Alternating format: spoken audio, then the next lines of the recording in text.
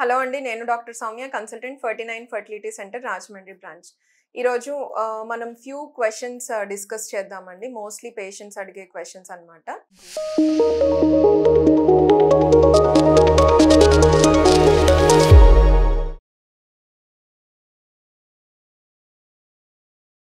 At the same time first and foremost question ఏంటి అనంటే, ఎక్కువ మంది కపుల్స్ సేఫ్టీ ఆఫ్ ఐవీఎఫ్ గురించి క్వెషన్స్ అడుగుతూ ఉంటారు. ఐవీఎఫ్‌కి మనం ఎవరికైనా పేషెంట్‌కి సజెస్ట్ చేసినట్లయితే గనక, బికాస్ ఆఫ్ వేరియస్ ఇండికేషన్స్ వాళ్ళేమని అడుగుతారు అనంటే, క్లినికల్‌గా ఐవీఎఫ్ అనేది పెయిన్‌ఫుల్ ప్రొసీజరా? లేదు అనంటే లైక్ ఓకేనా? టాలరబులా? అని అడుగుతూ ఉంటారు. ఫస్ట్ అండ్ ఫార్మోస్ట్ థింగ్ ఏంటి అంటే, ఐవీఎఫ్ అనేది పెయిన్‌ఫుల్ ప్రొసీజర్ కాదు. మనం ఐవీఎఫ్‌కి యూజ్ చేసే ఇంజెక్షన్స్ ఏవైతే ఉంటాయో అవి వెరీ ఫైన్ నీడిల్ తో చేసే ఇంజెక్షన్స్ అన్నమాట.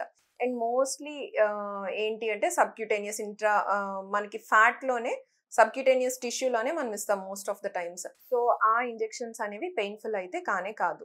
Next coming to egg pickup procedure అనేది పెయిన్‌ఫుల్లా? ఎంబ్రియో ట్రాన్స్‌ఫర్ అనేది పెయిన్‌ఫుల్లా? అంటే అగైన్ ఎగ్ పికప్ మనం చేసేటప్పుడు ఓవరీ వరకు మనం వెళ్తాం గనుక ఆ ఎగ్ పికప్ ప్రొసీజర్ అనేది కొంతవరకు పెయిన్‌ఫుల్లే. గానీ దాన్ని మనం ప్రివెంట్ చేయడానికి కొంచెం సెడేషన్ ఇచ్చి మైల్డ్ జనరల్ అనెస్థీషియా ఇచ్చి చేయడం అనేది జరుగుతూ ఉంటుంది. ఎంబ్రియో ట్రాన్స్‌ఫర్ అనేది అనెస్థీషియా కూడా అవసరం లేదు అండ్ జస్ట్ ఎగ్జామినేషన్ లాగా అది completely painless procedure. Next coming to not only క్లినికల్‌గా పెయిన్‌ఫుల్లా కాదా అని బట్ సేఫ్టీ. ఎంత వరకు వాళ్ళ గ్యామెట్స్ యూజ్ చేస్తున్నాము అని క్వెషన్స్ కూడా చాలా మంది కపుల్స్‌కి ఉంటుందన్నమాట. అంటే వాళ్ళ ఎగ్గే వాడుతున్నామా? వాళ్ళ స్పెర్మ్ వాడుతున్నామా? వాళ్ళ ఎంబ్రియో అనేది వాళ్ళ గ్యామెట్స్ నుంచి తయారు చేసిందా?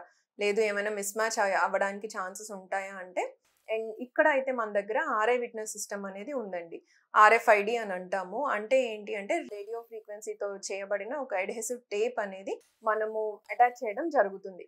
బోత్ స్పెర్మ్ కలెక్ట్ చేసే దానికి at the same time oocyte retrieval చేసిన తర్వాత ఉండే డిష్‌కి కూడాను మనం దీన్ని అడ్హెసివ్ టేప్ అన్నది అటాచ్ చేయడం జరుగుతుంది. అండ్ కపుల్ కూడాను మనం బార్‌కోడింగ్ ఇవ్వటం జరుగుతుంది. సో, ఏ కపుల్ అయితే గ్యామెట్స్ మనము తీస్తామో వాళ్ళ స్పెర్మ్ తీసినప్పుడు వాళ్ళ ఎగ్ తీస్తేనే మనకి ఇక్సీ చేయడానికి వీలుగా ఉంటుంది. అంతేగాని ఒక పర్సన్ స్పెర్మ్ తీసి వేరే పర్సన్ ఎగ్ తీసేటప్పుడు మనకి జిల్ట్రిక్స్ అలారం సిస్టమ్ యాక్టివేట్ అయ్యి ఇది మిస్ మ్యాచ్ ఉంది అని చెప్పి అలారం సిస్టమ్ రింగ్ అయ్యి అందరిని అలర్ట్ చేస్తుంది. సో, అది పాసిబిలిటీ కూడా అవ్వదు.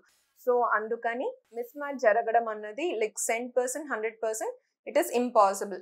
ఎవరి గ్యామెట్స్ వాళ్ళకే యూజ్ చేయడం జరుగుతుంది. At the same time miss match అనే దానికి క్వెషనే లేదు. నెక్స్ట్ క్వెషన్ వచ్చేసరికి సైడ్ ఎఫెక్ట్స్ ఏమైనా ఉంటాయా? ఐవీఎఫ్ ప్రొసీజర్‌లో వాడే ఇంజెక్షన్స్‌కి సైడ్ ఎఫెక్ట్స్ ఉంటాయా అనంటే అగైన్ కమింగ్ టు దీన్ని కేటగరైజ్ చేస్తే షార్ట్ టర్మ్ సైడ్ ఎఫెక్ట్స్ ఏమైనా ఉంటాయా? లాంగ్ టర్మ్ ఉంటాయా? అంటే సైడ్ ఎఫెక్ట్స్ ఏమీ ఉండవండి. బట్ ఓన్లీ థింగ్ ఎక్కువ మంది పేషెంట్స్ ఏం చెప్తారు అంటే బ్లోటింగ్ సెన్సేషన్ ఉంది, ఫుల్‌నెస్ ఉంది, డ్రాగింగ్ పెయిన్ లాగా ఉంది అని చెప్తారు. అంతకు మించి ఇంకా ఏమీ ఉండదు. ఇవి కూడా చాలా వేగ్ సింప్టమ్స్ లాగా చెప్తారు. పర్టిక్యులర్‌గా అయితే ఏమి ఉండదు. లైక్ ఎవరైనా జాబ్ చేసుకుంటున్న వారు కూడాను డైలీ వచ్చి ఇంజెక్షన్ తీసుకొని మళ్ళీ జాబ్‌కి వెళ్ళిపోతారు. ఈవెన్ ఎగ్ పికప్ రోజు కూడాను పికప్ మనం చేసిన రోజు కూడా వాళ్ళ జాబ్‌కి ఒక 3, 4 అవర్స్‌లో మళ్ళీ వెనక్కి వెళ్ళిపోగలుగుతారనమాట.